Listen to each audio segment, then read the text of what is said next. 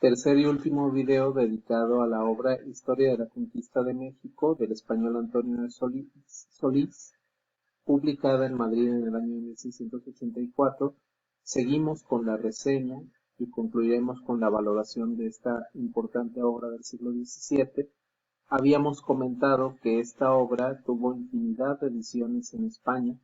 Hicimos una breve revisión de algunas de ellas, pero también tuvo numerosas ediciones en otros idiomas, convirtiéndose en el libro más traducido del siglo XVII, prácticamente generado en España.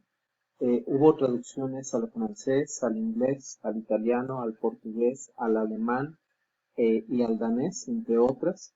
Y la primera edición se lleva a cabo fuera de España, perdón, se lleva a cabo en París en 1691, a la que se le seguirán la de La Haya de 1692 y muchas otras más prácticamente. Hubo reediciones en todos estos países, en Bruselas, en Londres, en Francia, tanto en París como en Lyon, las dos más importantes ciudades editoriales del reino francés. Y bueno, esto nos debe de hablar un poco del fenómeno que constituyó esta historia de la conquista de México. Vemos aquí precisamente la portada de la edición de Bruselas. Las ediciones en el siglo XVIII se multiplicaron en lugar de disminuir. El fenómeno, como les comento, que implicó una obra como esta, tuvo un impacto muy importante en la realidad cultural de la entonces Nueva España. Eh, Fue recibida con buen ánimo, con buena opinión por parte de los círculos intelectuales que eran, por supuesto, pequeños y cerrados en aquella Nueva España del siglo XVII. Y eh, Elisa Vargas Lugo, esta investigadora del Instituto de Investigaciones Estéticas de la UNAM, nos habla un poco acerca precisamente de esta vinculación entre el fenómeno artístico de las últimas 2 décadas del siglo XVII y una obra como la Historia de la Conquista de México de Antonio de Solís. Y la cito, dice: independientemente de quien haya sido el responsable de la pintura histórica de la Nueva España, vale la pena mencionar dos hechos que seguramente influyeron en la manera de representar los acontecimientos dentro del tono heroico que informa a los conjuntos, tanto de españoles como de indígenas, en una misma categoría de epopéica igualdad. Se descubre en este tono la influencia del espíritu de exaltación histórica que distingue a la historia de la conquista de México de Antonio de Solís, cronista del rey de España, publicada por primera vez en 1684.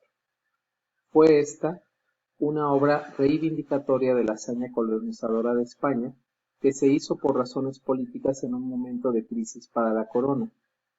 El espíritu triunfalista que emana del conjunto fue indudablemente la influencia de los conceptos históricos proyectados por la obra de Solís, apoyada seguramente por el espíritu del criollismo, o sea, por el pensamiento americanista que para entonces se había consolidado política y socialmente, y que debió haberse identificado plenamente con la versión que Solís dio acerca de la conquista de un pueblo indígena valiente, heroico, poseedor de un ejército numeroso, bien organizado, y sobre todo con la idea de un pueblo indígena al que se le reconocía una cultura. Bueno, esta cita de Elisa Vargas Lugo valga para, digamos, recalcar dos cosas. Esta obra tuvo dos efectos, o pretendía tener dos efectos importantes, ambos, como lo señala la autora, reivindicatorios. Por un lado, el poder exaltar la figura de un imperio español que se encontraba pasando una etapa de crisis severas en varios aspectos, tanto en los económicos, en los políticos y por supuesto también en los sociales. Y por otro lado, tenía también la finalidad de exaltar en el imaginario la figura de la América y particularmente de lo que denominaban ya la Nueva España, estas tierras de Indias en las cuales prácticamente eh, se había de alguna manera minimizado y se había tratado con cierto menosprecio a las culturas y los pueblos que allí habitaban. No quiere decir que la historia de la conquista de México haya tenido ninguna visión antropológica, ni mucho menos. Eso no existía en la obra histórica de aquel tiempo, y mucho menos en una pluma como la del español Antonio de Solís, sino que, por lo menos en el carácter épico que le brinda la obra, trata al conquistado, al derrotado, con dignidad y con una consideración de igualdad de condiciones entre los ejércitos, por ejemplo. Entonces, y por supuesto también eso mismo hace en lo que respecta a la imagen de los tlatoanis, de los líderes prácticamente de Tlatoani Tenochca, y de los líderes tlaxcaltecas, de los caciques tlaxcaltecas, que son referidos en la obra. Entonces, estos dos aspectos reivindicatorios, tanto del Imperio Español como de las tierras conquistadas de México, nos hacen pensar que Antonio de Solís pudo haber permeado parte, eh, en su obra, perdón, parte de lo que era este movimiento que se había gestado desde por lo menos principios del siglo XVII, de afirmación, digamos, de la identidad americana. Eh, ¿Cómo se refleja este fenómeno? Bueno, en cuadros como del pincel de Antonio Rodríguez, que fue el patriarca de los que después se convertirán en los grandes pintores Rodríguez Juárez, en el a inicios del siglo XVIII. Carlos de Sigüenza y Góngora le encarga a este pintor muy importante esta obra para dársela como obsequio a Cosme III de Medici, duque de Toscana, y que por esa razón cuelga ahora en los muros como una obra de gran relevancia, por cierto, en su colección del Palacio Pitti de Florencia, ¿no? Esta obra, si ustedes se fijan, es inspirada en uno de los grabados que forman parte de la edición de de Antonio de Solís. También en un frenesí, digamos, en lo que es la pintura de carácter histórico que no había existido antes en la Nueva España, se da en los últimos 2 décadas del siglo XVII y se refleja de una manera excepcional en cuanto a calidad y belleza en este biombo de el encuentro de Cortés y Moctezuma, en el cual podemos ver algunas singularidades. Primero que nada, el tratamiento de los dos grandes grupos. eh, Podemos ver prácticamente las figuras de Moctezuma y de Cortés, y aquí nos marca una elevación mayor en el caso de Moctezuma con respecto a la figura de Cortés, dándole una mayor jerarquía, lo cual se replica en las dimensiones de las figuras de los tenochcas que forman parte de la corte de Moctezuma con respecto de las figuras de los españoles.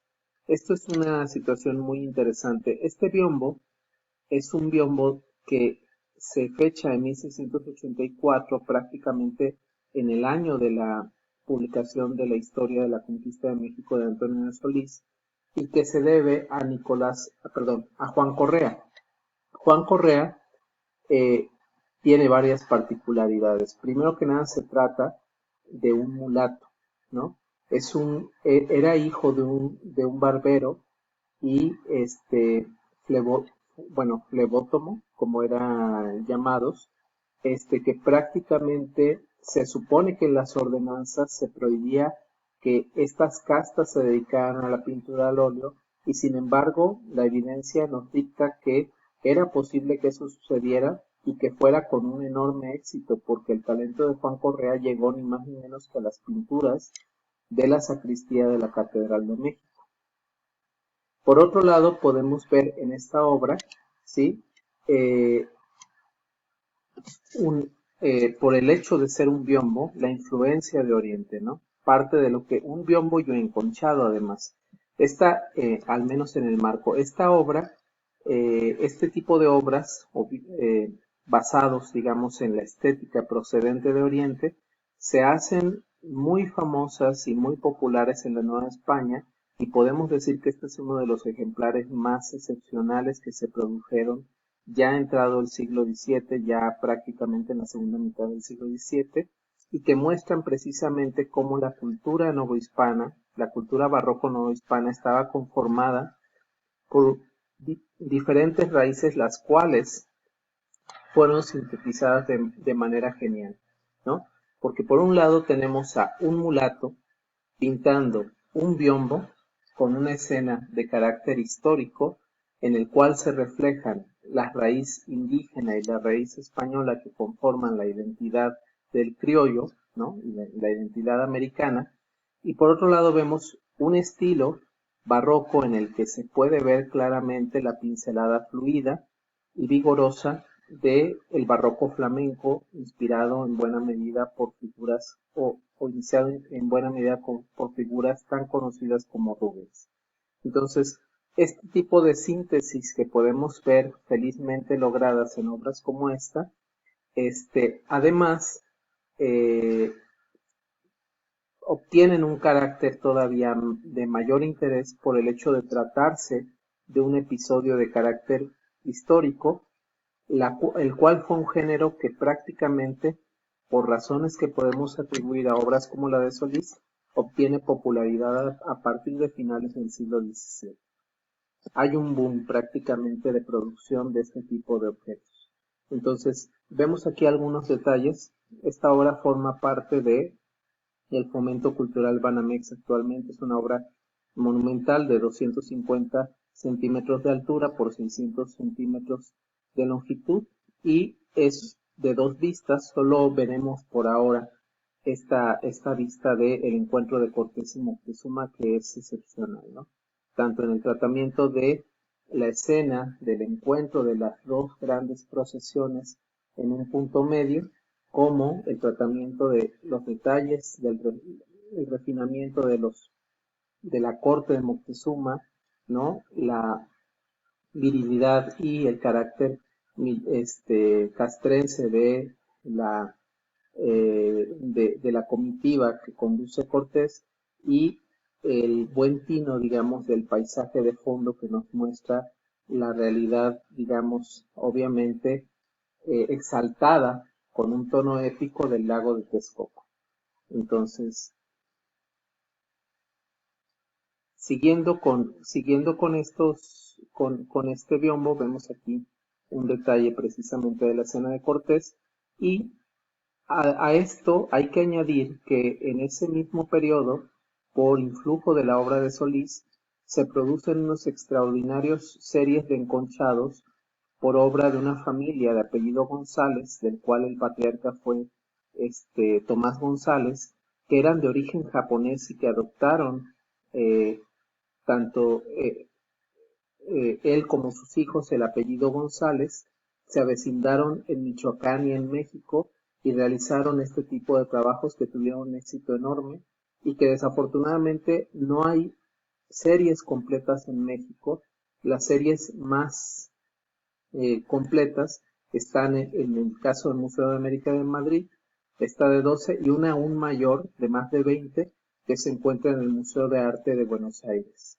Entonces, vemos estas escenas están prácticamente tomadas de la historia de la conquista de México. Son pasajes que se basan en capítulos de este libro. Y bueno, hablando, para concluir con la valoración de la obra de Antonio de Solís, desde el punto de vista literario, la obra está muy elaborada y parece que uno de los objetivos del autor era conseguir cierta armonía y continuidad en la misma, además de un importante interés estético. Sus descripciones son relevantes, los retratos que hace de los personajes, los discursos que incluye, pero debemos destacar que en la narración reina un estilo musical medido y sobre todo muy trabajado. Desde el punto de vista historiográfico, la obra se basa en los textos de López de Gómara, Antonio de Herrera, Bartolomé Leonardo de Argensola y Bernal Díaz del Castillo, entre otros, a los que menciona frecuentemente a lo largo de la obra. El objetivo de Solís es hacer una nueva interpretación de los hechos, narrándolos con su propio estilo, de una manera en que el escrito pueda estar a la altura de la epopeya que narra.